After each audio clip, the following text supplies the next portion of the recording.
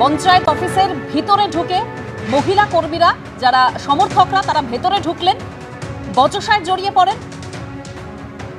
জড়িয়ে পড়েন পঞ্চায়েত প্রধানের সঙ্গে, মহিলা পঞ্চায়েত প্রধানের সঙ্গে, এবং তারপরেই তাকে জুতো পেটা করা হয়, মুখে কালি লেপে দেওয়া হয়।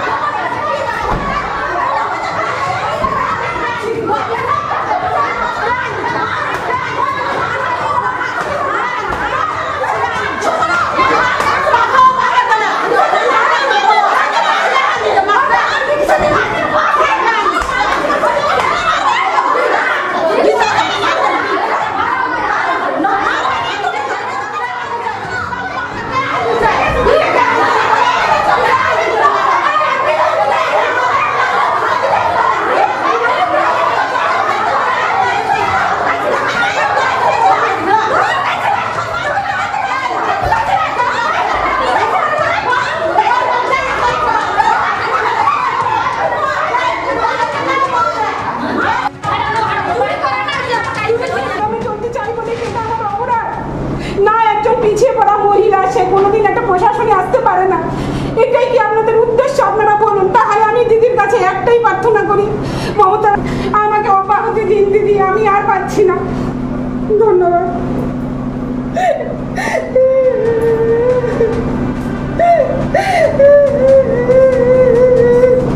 আমার কাছে সমস্ত ফুটেজ, ক্যামেরা, আপনারা যা চাইবেন আমি সব দিতে রাজি আছি, সব কিছু আছে আমার কাছে। আমি সব মেম্বার যিনি অর্জুন হাসদা, ওনাকে আমি সব পাঠিয়েছি, ওনার নামে অকথ্য ভাষায় কথাবার্তা। আমার পঞ্চায়েত মেম্বার এখানে বসেছিলেন। আমি চলতে চাই বলে এটা আমার অপরাধ। তো আপনারা দেখলেন কতটা অসহায় অবস্থায় মহিলা পঞ্চায়েত প্রধানের। তিনি কি বললেন আপনাদের সামনে তুলে ধরলাম। আমি এখান থেকেই আমাদের সঙ্গে প্রাক্তন পুলিশ কর্তা সলিল ভট্টাচার্য রয়েছেন, আমি সলিলদার কাছে যাব। সলিলদা, কিছুক্ষণ আগে দুর্গাপুরের ঘটনা নিয়ে আমরা নারী নিরাপত্তার কথা বলছিলাম, নারী সুরক্ষার কথা বলছিলাম। একজন পঞ্চায়েত প্রধান, মহিলা পঞ্চায়েত প্রধান, তিনি পঞ্চায়েত অফিসেই সুরক্ষিত নন। আর এই ঘটনা, এত বড় একটা ভয়ঙ্কর ঘটনা ঘটে গেল, এই ঘটনায় এখনো কোনো এফআইআর করা হয়েছে বা পদক্ষেপ করা হয়েছে বলে আমাদের জানা নেই। দেখো, এই যে শাসক দলের এই অন্তর্দলীয় কোন্দল, এরা মা বোন সন্তান কিছু মানে না। তুমি দেখো যেভাবে করেছে, মানে মায়ের থেকেও বয়স বৃদ্ধা মহিলা পুরো প্রধান, দুর্নীতির টাকা, লুটের টাকা নিয়ে গণ্ডগোল, নিজেদের মধ্যে গণ্ডগোল, এখন পর্যন্ত কোনো তোমার স্টেপ নিল না। এইখানেই হচ্ছে আইনের ব্যবস্থাটা বিপন্ন। তুমি দুর্গাপুরের ঘটনা দেখো না, পাঁশকুড়ার ঘটনা দেখো না, ল কলেজের ঘটনা দেখো না, একটার পর একটা ঘটনা। তুমি আইসি বোলপুরের মা বোনের মা আর স্ত্রীর ঘটনা দেখো না, একটার পর একটা ঘটনা ঘটে যাচ্ছে। এখানে মহিলারা, বোনেরা, মায়েরা আজকে অসুরক্ষিত। কারণ কি? কারণ আইনের শাসনটা বিপন্ন হয়ে গেছে। এখানে শিক্ষা ব্যবস্থায় করাপ্ট, স্বাস্থ্য ব্যবস্থা চুরি হয়ে গেছে, তোমার খাদ্য চুরি হয়ে গেছে, তোমার দুর্নীতি অ্যাব্রাপ্ট, ইনএভিটেবল, অবশ্যম্ভাবী। দুর্নীতির টাকা ভাগ বাটোয়ারা নিয়ে গন্ডগোল, মারপিট, অন্তর্দলীয় কলহ, কেস হবে না। পুলিশের সেই পেনিট্রেটিং অ্যাকশন নেই। পুলিশ কিন্তু ধরবে, আমি তোমায় বলছি দুর্গাপুরের ঘটনা যে কালপিট যে পুলিশ ধরবে, কিন্তু প্রিভেন্টিভ অ্যাকশন কোথায়? আমি এটাকে আটকাতে পারছি না কেন?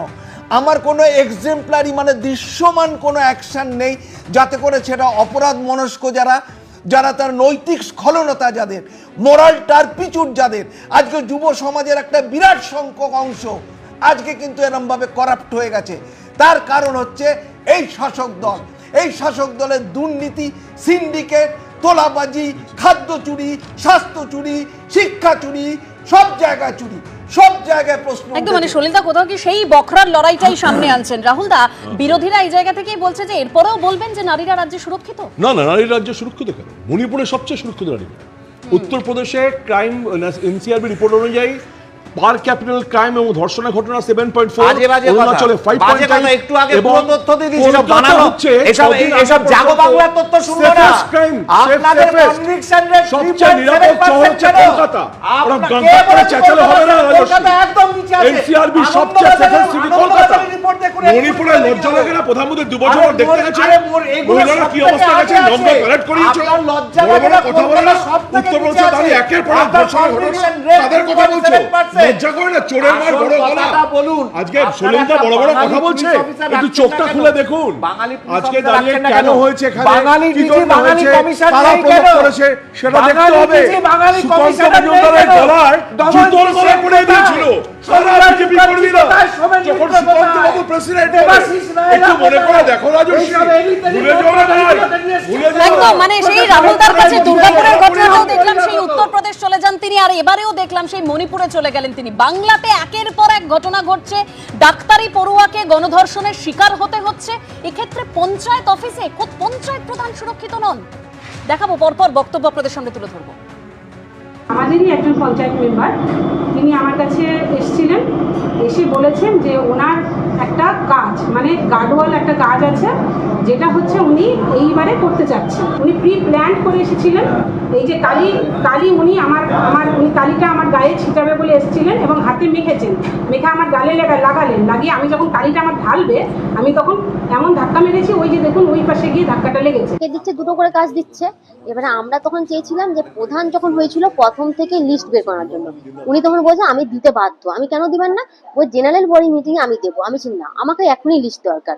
এই বলা বলে জাস্ট কথা বলতে বলতে উনি তখন আমার কাছ থেকে ছুটে এসেছে। ছুটে আসার পর আমাকে তখন মারধর করেছে, প্রচন্ড মারধর করেছে। যখন আমার মারধর করেছে তখন আমার উত্তরার শ্রেণীর পাবলিকরা জেনে গেছে, জনসাধারণ, তখন জনসাধারণটা এসেছে। আর উনি তখন বারবার বলেছে কিনা আমি কিনা বিজেপির সাথে জয়েন হয়ে আমি কিনা বিজেপি টিকেছি, কিন্তু না, কালকে মিটিং ছিল, কালকে আমাদের মিটিং ছিল, বাজেটের মিটিং। এটা তো হচ্ছে, তো উনি তো করছে না, এটা উনিই বলতেছেন। এবার আমরা তো কিছুই বলছি না, উনি বারবার বলেছে না আমি কিনা বিজেপির সাথে যুক্ত, আবার উনিও বলছে আমি বিজেপির সাথে, মানে দুপক্ষ থেকে দুজনেই বলছে একদম নিজেদেরই মধ্যে। এটা আমাদের নিজেদের মধ্যেই ঝামেলাটা তৈরি হচ্ছে, সেটাই প্রকাশ্যে চলছে, একদম প্রকাশ্যে আসছে। ওনারা এটা বলছেন যে ওনাদের দাবিটা ছিল যে কাউকে না জানিয়ে ওনাদেরকে কাজগুলো দেওয়া হোক।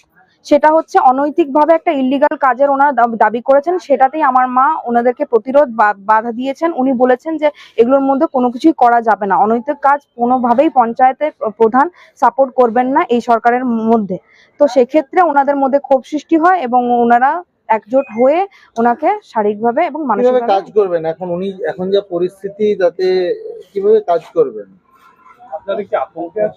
আতঙ্কে বলতে খুবই ভয়ে আছি আমরা, কারণ এইভাবে আমার মা নিতান্তই, আমাদের কোনো পরিবারে কেউ কখনো রাজনীতিতে ছিলেন না।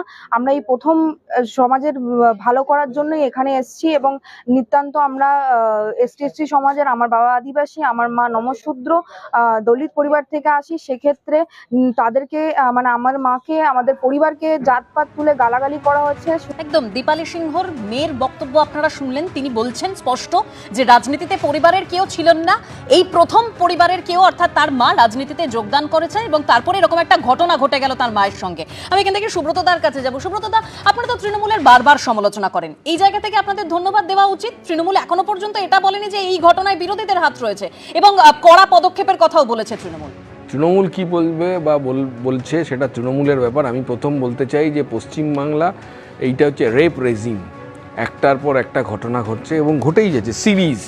তার একটা বড় কারণ হচ্ছে পুলিশে এত শূন্য পদ নিয়োগ হচ্ছে না এবং রাজ্যের পুলিশ মন্ত্রী তিনি দৃষ্টান্তমূলক কোনো পদক্ষেপ নিচ্ছেন, এইটা গেল এক। 2 নম্বর, এই যে উড়িষ্যার ঘটনা ঘটলো, এর আগে বিহারের ট্যাক্সি চালক তার মেয়েকে রেপ করে পুড়িয়ে দেওয়া হয়েছিল। আমি এই ঘটনায় বলছি, দেখুন এই যা দেখানো হলো, আপনারা যা দেখালেন সেটা মর্মান্তিক। একজন মহিলাকে বাকিরা মিলে মারছে, সেটা সারা পশ্চিমবাংলার মানুষ দেখছে। আমি শুধু মানে এইটা বলতে চাই, এটা হচ্ছে গিয়ে হিমশৈলের চূড়া। তৃণমূলের নেতাদের জন্য এটা আসলে অপেক্ষা করছে গোটা পশ্চিমবাংলায়। এইরকমভাবেই মানুষ পশ্চিমবাংলায় তৃণমূলের নেতাদের সঙ্গে আচরণ করবে, যদিও সেটা দুর্ভাগ্যের, আইন হাতে তুলে নেওয়া উচিত না, কিন্তু সমাজে সব স্তরে দুর্নীতি করার জন্য তৃণমূলের নেতাদের জন্য ভবিষ্যতে এটাই অপেক্ষা করছি, এটাই পশ্চিমবাংলার রাজনীতির জন্য, সমাজনীতির জন্য দুশ্চিন্তা। মিলিয়ে গেছে তোমরা। আচ্ছা, রাজর্ষি আমার না, দেখুন আমাদের বক্তব্য একটাই, পশ্চিমবঙ্গের প্রতি টান আছে এরকম লোকেদেরকে প্রশাসনিক দায়িত্ব দেওয়া হোক। আমরা অতীতে সঞ্জয় মুখার্জি, সোমেন মিত্র, অমিয় সামন্তের মতন লোকেদেরকে দেখেছি যারা ডান বাম কোনো কিছু তোয়াক্কা না করে প্রশাসনকে চালিয়ে নিয়ে গেছে। দময়ন্তী সেনের মতন লোকেরা, দেবাশিস রায়ের মতন লোকেরা, তাদেরকে কেন প্রশাসনিক সর্বোচ্চ জায়গায় ডিজি, কমিশনার, আইজি এই সমস্ত জায়গায় কেন বসানো হবে না? যারা পশ্চিমবঙ্গের মাটির প্রতি, বাঙালি জাতির প্রতি টান আছে, নাহলে পরে কারা আজকে গিয়ে পানিহাটিতে ফ্ল্যাট তৈরি করছে, কারা নিউ টাউন রাজারহাটে 4 তলা বাড়ি তৈরি করছে আর হাতে হিরের আংটি পরে ঘুরে বেড়াচ্ছে, তাদের কোনো রকম দায়িত্ব, দায়ভার, কোনো অ্যাকাউন্টেবিলিটি নেই, এই সমস্ত পুলিশ অফিসারদেরকে এখান থেকে সরিয়ে বাঙালিকে দায়িত্ব দেওয়া হোক, যাদের রাহুলদা আসবো একটু প্রশ্নটা শুনে নিন। রাহুলদা, মানে পঞ্চায়েত অফিসে পঞ্চায়েত প্রধানকে এভাবে মারধর করা হলো, রাহুলদা এই ঘটনায় এখনো পর্যন্ত কাউকে গ্রেফতার করা হবে না? এরপরেও বলা হবে যে এই তৃণমূল বা রাজ্য সরকার এই অন্যায়ের ক্ষেত্রে জিরো টলারেন্স? না, যেটা সুব্রত একটু আগে বললো না, সুব্রত এত সুন্দর কথা বলছিল, গুছিয়ে সব বলে গেছে। আমি দানতলা মানতলা তুলে আনতে চাই না, একই কথা কতবার বলবো। বা নন্দীগ্রাম বা সিঙ্গুরে কত মহিলা ধর্ষিতা হয়েছেন, ওর হিসাব করে রাখেন। এই পঞ্চায়েত অফিসের ঘটনাটা নিয়ে একটু বলুন। লজ্জাটাই নেই। আচ্ছা, দ্বিতীয়ত কথা হচ্ছে রাজর্ষি যে দলে হয়ে বলছে, সেই দলের কুলদীপ সিং সিংহর ধর্ষণের হয়ে যিনি অভিযুক্ত, তার হয়ে মিছিল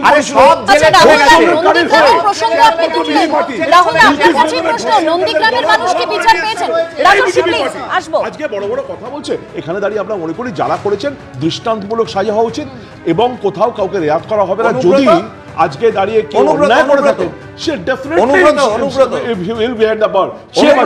রাহুল নন্দীগ্রামে পুলিশ অফিসারগুলোকে প্রমোশন দিয়েছে, কে প্রমোশন দিয়েছে? কারণ সব ঘটনা ও করেছে। সুশান্ত কথা মনে পড়ে? লুকিয়ে আছে,